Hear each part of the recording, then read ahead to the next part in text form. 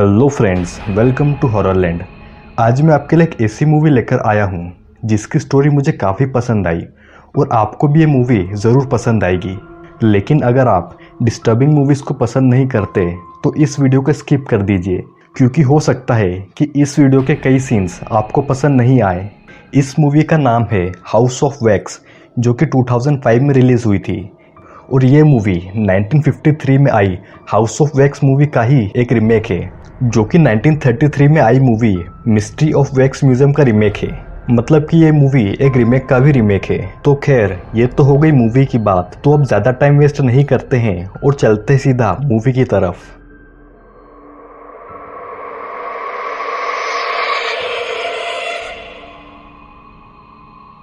Video को start करने से पहले हम मूवी के कुछ कैरेक्टर से इंट्रोड्यूस हो जाते हैं। ये कहानी 6 दोस्तों की है, जो इस प्रकार है। कार्ली वेड की गर्लफ्रेंड है और पेज ब्लैक की गर्लफ्रेंड। निक और डॉल्टन एक दूसरे के बेस्ट फ्रेंड है और निक कार्ली का भाई भी है। मूवी की स्टार्टिंग में हम देखते हैं कि एक औरत एक बर्तन में वैक्स यानी कि मोम गर्म कर रही है। फिर वो उस लिक्विड वैक्स को एक चेहरे के मोल्ड में डालती है, जिसके बाद वो अपने बच्चे को ब्रेकफास्ट खिलाती है, जो कि चुपचाप बैठा था। तभी उस औरत का हस्बैंड उसके दूसरे बच्चे को वहां लाता है, जो कि काफ़ी अग्रेसिव था, और वो उस मोल्ड पर लात मार देता है, जिससे कि वो ज़मीन पर गिरकर टूट जाता है। और उस दूसरे बच्चे को काबू करने के लिए उसे एक चेयर से बांधा जाता है, जबकि उसका दूसरा भाई चुपचाप अपना नाश्ता कर रहा था। वो बच्चा अभी भी काफ़ी परेशान कर रहा था। उसके हाथ चेयर से बेल्ट से बंधे होने के कारण उसके हाथों से खून आता है और वो उसकी माँ के हाथ पर नाखून मार देता है और उसकी माँ उसके चेहरे पर एक जोरदार थप्पड़ मारती है और यहीं से मूवी स्टार्ट होती है। इस घटना को 28 ईयर्स यानी कि 28 साल बीत जाते हैं और हम प्रेजेंट डे में देखते हैं निक और उसके बाकी के फ्रेंड्स अगले दिन लुइसियाना में होने वाले फुटबॉल मैच को देखने जाने की तैयारी कर रहे थे, जो कि उनकी सिटी से काफ़ी दूर था। इसलिए ब्लैक वहां जाने के लिए अपनी कार के जीपीएस में एक शॉर्टकट ढूंढता है, ताकि वो लोग रास्ते में रुककर थोड़ा फन कर सके, और वो जल्दी ही लुइसियाना के लिए निकल जाते हैं। वे सभी 6 फ्रेंड्स 2 कार से जाते हैं। ब्लैक की कार में सिर्फ उसकी गर्लफ्रेंड पेज थी और वेड की कार में कार्ली के साथ निक और उसका बेस्ट फ्रेंड डाल्टन होता है। तभी ब्लैक अपनी कार को शॉर्टकट वाले रास्ते में मोड़ लेता है और वेड भी उसकी कार के पीछे चल पड़ता है। काफ़ी रात हो जाने के कारण सभी फ्रेंड्स अपना कैंप उस जंगल में ही लगाते हैं और मौज मस्ती करने लगते हैं। तभी उन्हें जंगल से एक अजीब सी बदबू आती है, जो कि लग रहा था कि किसी के मुर्दा शरीर की है। लेकिन कोई ज़्यादा ध्यान नहीं देता और वो फिर से अपनी कैंप पार्टी में बिजी हो जाते हैं, जिसे डाल्टन अपने कैमरे में रिकॉर्ड कर रहा था। कुछ देर बाद वहाँ पर एक अनजान ट्रक आता है और अंदर से कोई आदमी उन सभी को पार्टी करते हुए घूर रहा था। ब्लैक और बाकी के फ्रेंड्स उससे पूछते हैं कि क्या उससे कोई प्रॉब्लम है, लेकिन वो ट्रक वाला बाहर नहीं आता और निक, जो कि काफ़ी गुस्से वाला था, वो अपनी बियर की बोतल ट्रक की तरफ फेंकता है, जिससे कि ट्रक की हेडलाइट टूट जाती है और वो ट्रक वहाँ से चला जाता है। और सभी फ्रेंड्स को ये लगता है कि वो ट्रक वाला निक से डरकर चला गया, जिसके बाद सभी अपनी पार्टी ख़त्म करते हैं और सोने चले जाते हैं। रात होने पर कार्ली को लगता है कि कोई उनके टेंट के आसपास घूम रहा है और वो चेक करने के लिए बाहर जाती है, जहाँ पर वेड उसे डरा देता है और वापस सोने के लिए बुला लेता है। रात की लेट नाइट पार्टी के बाद सभी को सुबह उठने में काफ़ी देर हो जाती है और वो मैच के लिए लेट हो रहे थे, इसीलिए सारा सामान पैक करके वहाँ से जाने लगते हैं। लेकिन डाल्टन का कैमरा गायब था और वेड की कार भी स्टार्ट नहीं हो रही थी,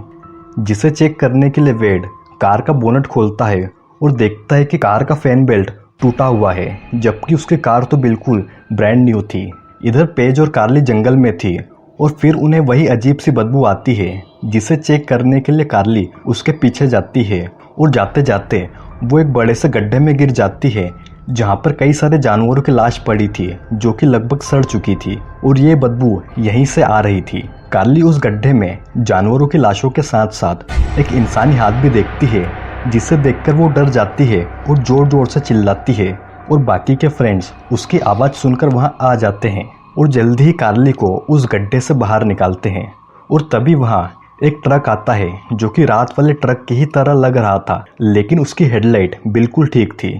फिर उसमें से एक गंदा सा आदमी बाहर आता है और जानवरों की लाशों को ट्रक से निकालकर उस गड्ढे में डालता है। इस आदमी का नाम लेस्टर था, जिससे कि सभी फ्रेंड्स उस गड्ढे में पड़े हुए इंसानी हाथ के बारे में पूछते हैं और लेस्टर गड्ढे में से उस हाथ को निकालकर सभी को ये बताता है कि असल में ये एक नकली हाथ है जो कि सड़क के किनारे उसे मिला था। लेस्टर सड़क पर मरने वाले जानवर को उठाता था और उनसे उपयोग में आने वाले अंग निकालकर उनका शरीर इस गड्ढे में डाल दिया करता था। वेड लेस्टर से आसपास किसी गैरेज के बारे में पूछता है क्योंकि उसे अपनी कार का फैन बेल्ट बदलना था और लेस्टर बताता है कि पास ही के एक टाउन एम्ब्रोज में एक गैस स्टेशन है और उन्हें वहां वो फैन बेल्ट मिल जाएगा। ब्लेक और बाकी के फ्रेंड्स आज का फुटबॉल मैच मिस नहीं करना चाहते थे। तभी लेस्टर कहता है कि वो उन्हें गैस स्टेशन तक छोड़ देगा। फिर निक अपनी बहन कार्ली को अपनी वेस्ट निकाल कर देता है और जब कार्ली उसे चेंज कर रही थी तो लेस्टर उसे देखने की कोशिश करता है और वेड और कार्ली लेस्टर के साथ ट्रक में गैस स्टेशन की तरफ निकल जाते हैं और ब्लेक बाकी के फ्रेंड्स के साथ फुटबॉल मैच के लिए। लेस्टर कार्ली को रास्ते में अजीब नज़रों से घूर रहा था जिससे कि वो अनकंफर्टेबल महसूस कर रही थी और लेस्टर उन्हें एक सुनसान जगह पर ले जाकर ट्रक रोक देता है जिससे कि वो डर जाते हैं और आगे का रास्ता पैदल चलकर जाने को कहकर उसके ट्रक से उतर जाते हैं। फिर कुछ ही दूर चलने के बाद वो दोनों एम्ब्रोज टाउन में पहुंच जाते हैं और जल्दी ही गैस स्टेशन भी, लेकिन वहां पर कोई नहीं होता और वहां का लॉक भी खुला हुआ होता है और वो आगे की ओर निकल जाते हैं जहां पर एक घर से उन्हें कोई खिड़की से झांक कर देख रहा था। फिर कार्ली और वेड मदद के लिए वहां के चर्च में जाते हैं जहां पर किसी का फ्यूनरल चल रहा था, लेकिन एम्बेरसमेंट के कारण वो लोग वापस बाहर आ जाते हैं और एक व्यक्ति चर्च से बाहर आता है जिसका नाम बू था और वेड उसे अपनी प्रॉब्लम बताता है जिस पर वो कहता है कि वही गैस स्टेशन का ओनर है और आज उसकी माँ का फ्यूनरल है, लेकिन वो शाम को उनकी मदद के लिए ज़रूर आएगा। अब कार्ली और वेड को शाम तक वेट करने के अलावा उनके पास कोई और दूसरा चारा नहीं था, इसीलिए वो टाउन घूमने निकल जाते हैं और उन्हें वहाँ ट्रूडीज हाउस ऑफ वैक्स दिखता है और वो उसे देखने के लिए चले जाते हैं, लेकिन वो वैक्स हाउस अंदर से बंद था और दोनों देखते हैं कि वैक्स हाउस पूरी तरीके से वैक्स यानी कि मोम से बना था और वो जानबूझकर अंदर घुस जाते हैं। हम देखते हैं कि कोई व्यक्ति वैक्स हाउस के बेसमेंट में अपना स्कल्पचर बना रहा था और उसे वेड और कार्ली के अंदर घुसने की आवाज़ आ जाती है। उस हाउस ऑफ वैक्स के अंदर वेड और कार्ली देखते हैं कि लगभग सारी चीज़ें मोम की बनी है और सब कुछ बहुत ही रियलिस्टिक था। कार्ली को कुछ स्टैचू के पीछे विंसेंट नाम दिखता है और वो समझ जाती है कि यहाँ के आर्टिस्ट का नाम विंसेंट है। फिर कार्ली आईने में अपना चेहरा देखती है और पीछे उससे कोई खिड़की से झांकता हुआ दिखता है,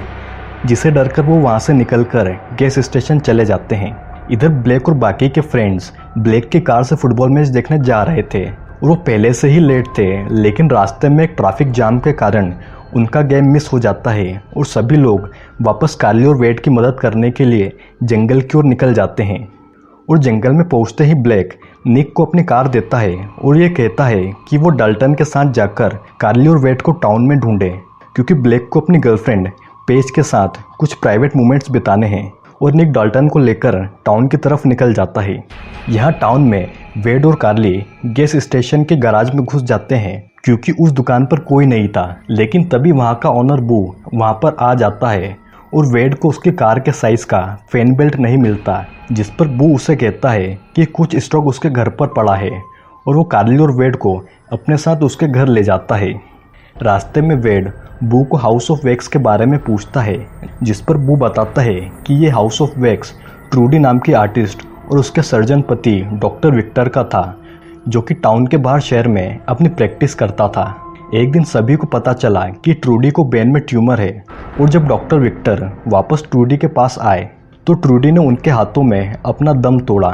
जिससे कि डिप्रेस होकर डॉक्टर विक्टर ने भी खुद को गोली मार ली और उनके 2 बच्चे अनाथ हो गए, जिसमें से एक का नाम विंसेंट था। फिर वेड और कार्ली बू के साथ उसके घर पहुंच जाते हैं, जहां पर बू कार्ली को उसके ट्रक में इंतजार करने का कहकर वेड को फैन बेल्ट देने अंदर ले जाता है और घर के अंदर जाने के बाद बू फैन बेल्ट ढूंढता है और वेड वहां का बाथरूम यूज करने चला जाता है और वो एक कमरे में घुस जाता है जहां वो कई सारी अजीब अजीब चीज़ें और विक्टर का डॉक्टर लाइसेंस दिखता है और उसे कई सारे वैक्स से बने मास्क भी दिखते हैं और वेड वहाँ की छानबीन करने एक दूसरे कमरे में घुस जाता है जहाँ पर उसे कई सारे खतरनाक इक्विपमेंट्स दिखते हैं। फिर वहाँ की लाइट चली जाती है और गेट भी अपने आप लॉक हो जाता है। तभी पीछे से एक बड़े बालों वाला आदमी आता है और कैंची से वेड के पैरों का पिछला हिस्सा काट देता है, जिससे कि वेड जमीन पर गिर जाता है। और फिर वो व्यक्ति दोबारा वेड की छाती पर कैंची से कट मारता है और वेड को कहीं पर खींच कर ले जाता है। बाहर कार्ली अभी भी वेड का इंतजार कर रही थी और वो देखती है कि जिस ट्रक में वो बैठी है वो वही ट्रक है जो कल रात जंगल में आया था, क्योंकि उसकी हेडलाइट टूटी हुई थी। कार्ली डर के मारे ब्लैक को कॉल करती है और उनकी लोकेशन बताती है, लेकिन वो घर से बाहर आता है और वेड उसके साथ नहीं था, जिससे कि कार्ली डर जाती है और ट्रक में बैठकर उसे अंदर से लॉक कर लेती है, जिससे कि वो उस पर हमला कर देता है और कार्ली का फोन ट्रक में ही गिर जाता है। फिर कार्ली ट्रक को वहां से भगाती है, लेकिन वो ट्रक एक गहरे गड्ढे में उतर जाता है, जिस कारण उसे वहां से भागना पड़ता है। हम देखते हैं कि वो डरावना आदमी वेड को खींचकर एक बेसमेंट में ले जा रहा था, जहां वो उसके शरीर को साफ करता है और उसके कटे घावों को धागे से सिलता है। फिर वो गर्म वैक्स को उसके चेहरे के चारों तरफ लगाता है। फिर एक कपड़ा उसके चेहरे पर लगाकर उसे जोर से खींच देता है, जिससे कि उसके चेहरे के सारे बाल उखड़कर उस कपड़े में आ जाते हैं। फिर वो वेड को एक मशीन में बिठाने के बाद उसके पूरे शरीर पर गर्म वैक्स को स्प्रे करता है। जहां गर्म मोम की एक बूंद शरीर पर गिरने पर इतना दर्द होता है, वही वेड के पूरे शरीर पर इतना गर्म वैक्स डाला जा रहा था, जिससे कि उसे काफी दर्द हो रहा था। लेकिन वो इतना मजबूर था कि अपने मुंह से एक शब्द भी नहीं निकाल पा रहा था। हम देखते हैं कि कार्ली बू से भागकर चर्च में जाती है, जहां पर वो देखती है कि चर्च में बैठे सभी लोग असल में मोम के पुतले हैं और मरे हुए हैं। उस चर्च के फादर भी असल में जिंदा नहीं थे और कॉफिन में पड़ी औरत ट्रूडी थी, जिसका हाउस ऑफ वैक्स था, यानी कि ट्रूडी को भी एक वैक्स स्टेचू में तब्दील कर दिया गया था। और कार्ली से एक वैक्स स्टेचू गलती से टूट जाती है और उसके अंदर का सड़ा हुआ मांस साफ दिखता है कि तभी वहां पर बू आ जाता है और कार्ली चर्च में ही छुप जाती है, लेकिन बू उसे जल्दी ही पकड़ लेता है। इधर निक और डाल्टन जंगल के एंड तक आ जाते हैं और वहां रास्ता काफ़ी खराब था, इसलिए वो कार से उतरकर पैदल टाउन में जाते हैं, जहां डाल्टन हाउस ऑफ वैक्स में कार्ली और वेड को ढूंढने जाता है और निक उस गैस स्टेशन के आसपास ही था, जहां के बेसमेंट में बू कार्ली को लेकर आता है और म्यूजिक का वॉल्यूम बढ़ा देता है ताकि कोई भी कार्ली के चिल्लाने की आवाज़ नहीं सुन पाए। कार्ली बू के हाथ पर एक निशान देखती है। फिर बू कार्ली के होठों को सुपर ग्लू से चिपका देता है ताकि वो आवाज न कर पाए और वापस अपनी शॉप पर जाता है, जहां पर निक उससे कार्ली के बारे में पूछता है, लेकिन बू उसे ये कहता है कि यहाँ पर कोई नहीं आया था। नीचे बेसमेंट में कार्ली को निक की बू से बात करने की आवाज आ जाती है और वो जैसे तैसे उस चेयर से अपना हाथ छुड़वाती है और अपनी एक उंगली बाहर निकालती है ताकि निक उसे देख सके और उसे यहाँ से बचा ले। लेकिन कार्ली की उंगली को निक से पहले बू देख लेता है और निक के पलटते ही बू एक वायर कटर से कार्ली की उंगली काट देता है, जिससे कि कार्ली को काफ़ी दर्द होता है और वो पूरी ताकत लगाकर अपना मुंह खोलती है, जिससे कि ग्लू के साथ साथ उसके होठ की चमड़ी भी उखड़ जाती है। जिससे होता ये है कि कार्ली का काफ़ी खून बहता है और कार्ली निक को मदद के लिए जोरदार आवाज़ लगाती है, जिसे सुनकर निक भागकर गैस स्टेशन के अंदर जाता है और उसे अंदर से लॉक कर लेता है ताकि बू वहाँ नहीं आ पाए, और बेसमेंट में जाकर कार्ली को वहाँ से छुड़वाता है और कार्ली की कटी उंगली पर पट्टी बांधता है। फिर वो दोनों बेसमेंट के बाहर आते हैं, लेकिन तब तक बू वहाँ से चला जाता है। निक कार्ली के साथ टाउन के घरों में मदद के लिए जाता है, लेकिन पूरा टाउन खाली था। वो उस घर में भी जाते हैं जहाँ से कोई उन्हें झांक कर देख रहा था, लेकिन वहाँ पहुँचने पर उन्हें ये पता चलता है कि उसे भी वैक्स स्टैचू बनाकर मशीन द्वारा खिड़की से खड़ा किया गया है। हम देखते हैं कि डाल्टन हाउस ऑफ वैक्स में कार्ली और वेड को ढूंढने जाता है, जहाँ वो सारे रियलिस्टिक स्टैचू को देखता है और उसे वेड के जैसी एक वैक्स स्टैचू दिखती है जो कि पियानो बजा रहा था, लेकिन उस स्टैचू की आंखें मूव कर रही थी, यानी कि वेड अंदर जिंदा है। फिर डाल्टन अपनी उंगलियों से उसके गाल पर लगी वैक्स हटाता है तो देखता है कि वेड की स्किन पिघल चुकी है और उसकी स्किन की जगह गर्म वैक्स ने ले ली है। और तभी वहाँ पर वैक्स मास्क पहने वही आदमी आ जाता है, जिससे कि डाल्टन भागता है और वैक्स हाउस के बेसमेंट में जा गिरता है और वैक्स मास्क वाला आदमी 2 चाकुओं को उसके गले में धंसा देता है और डाल्टन को पैरों से खींचता है, जिससे कि उसका सिर वहीं रह जाता है और उसका शरीर वैक्स मास्क वाला आदमी खींचकर ले जाता है। इधर जंगल में ब्लेक अपनी गर्लफ्रेंड पेज के साथ कुछ प्राइवेट मोमेंट्स स्पेंड कर रहा था कि तभी उसके फ़ोन पर कार्ली का वॉइसमेल आता है और वो टेंट से बाहर जाकर फ़ोन चेक करता है और टेंट के अंदर पेज पर वैक्स मास्क वाला आदमी हमला करता है, जिससे बचकर वो बाहर भागती है और देखती है कि ब्लेक के गले में चाकू घुसा हुआ है और पेज जंगल से भागकर टाउन के एक कार गैराज में छुप जाती है, जहां वो एक लोहे की रॉड उठाती है ताकि वो उस आदमी से अपना बचाव कर सके। लेकिन तभी नीचे वाले फ्लोर से वो आदमी एक नुकीला हथियार ऊपर की ओर घुसाता है, जिससे कि पेज का पैर कट जाता है और वो लंगड़ाकर वहाँ से भागकर एक कार में छुप जाती है। लेकिन वो वैक्स मास्क वाला आदमी उसे वहाँ भी ढूंढ लेता है और पेज लोहे की रॉड से उसकी तरफ हमला करती है, जिससे कि उसके चेहरे का वैक्स निकल जाता है और उसे गुस्सा आ जाता है। पेज कार से भागती है, लेकिन वो आदमी उस रॉड को पेज की तरफ इतनी जोर से फेंकता है कि वो रॉड उसके सिर के आर पार हो जाती है और फिर वो आदमी डाल्टन के कैमरे में वीडियो को रिकॉर्ड करते हुए रॉड को उसके सिर के पार निकाल लेता है। कार्ली और निक को नहीं पता था कि वेड के शरीर का अब वैक्स स्टैचू बन चुका है और वो उसे ढूंढने के लिए वापस बू के घर जाने वाले थे और निक अपनी सेफ्टी के लिए एक आर्मी शॉप से क्रॉसबो निकाल लेता है। लेकिन तभी वहाँ बू अपनी गन लेकर आता है और उन पर फायर करता है, जिससे बचने के लिए निक और कार्ली पास के एक सिनेमा हॉल में घुस जाते हैं, जहां अंदर अभी भी मूवी चल रही थी और वहां पर बैठे सभी लोगों को वैक्स स्टैचू में बदल दिया गया था। फिर बू अंदर आकर उन्हें ढूंढने लगता है, लेकिन कार्ली उससे बचने के लिए वहां चेयर पर स्टैचू बनकर बैठ जाती है। लेकिन बू को इस बारे में पता चल जाता है और वो गन से फायर करता है, जो कि वहां के एक स्टैचू में लगती है और अंदर से कई सारे कीड़े निकलते हैं, जिससे ये पता चल रहा था कि उनकी बॉडीज अंदर से सड़ चुकी है। फिर निक क्रॉसबो से बू के हाथ में एक तीर मारता है और दूसरा तीर उसके सीने में मारता है, जिससे कि बू घायल हो जाता है और निक कार्ली को लेकर वहाँ से भाग जाता है और दोनों वेड को ढूंढने के लिए बू के घर पर पहुँच जाते हैं, जहाँ पर कार्ली कुछ न्यूज़पेपर्स देखती है, जिससे उसे पता चलता है कि बू और विंसेंट जुड़वा थे और विंसेंट का चेहरा बू के शरीर से जुड़ा हुआ था, जो कि ऑपरेशन के बाद काफ़ी बिगड़ गया और विंसेंट को हमेशा एक वैक्स मास्क पहनाया जाता था। फिर वहाँ बू घायल हालत में आता है और कार्ली निक के साथ वहीं पर छुप जाती है। वो छुपकर देखते हैं कि बू अपने हाथ में घुसे तीर को खींचकर आर पार निकाल लेता है और उसके सीने में लगे तीर को वायर कटर से काट लेता है।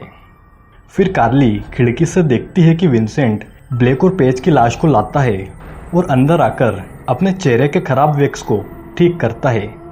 निक को बू के घर में एक खुफिया रास्ता मिलता है, जो कि उसके घर और हाउस ऑफ वैक्स से कनेक्टेड एक बेसमेंट में जाता है और जब वो दोनों अंदर जाते हैं तो वहाँ पर काफ़ी अंधेरा होता है और वो वहाँ लगे स्विचेस को रेंडमली प्रेस करते हैं, जिससे कि पूरे टाउन की लाइट ऑन ऑफ होती है और बू को पता चल जाता है कि कोई उनके बेसमेंट में घुसा है।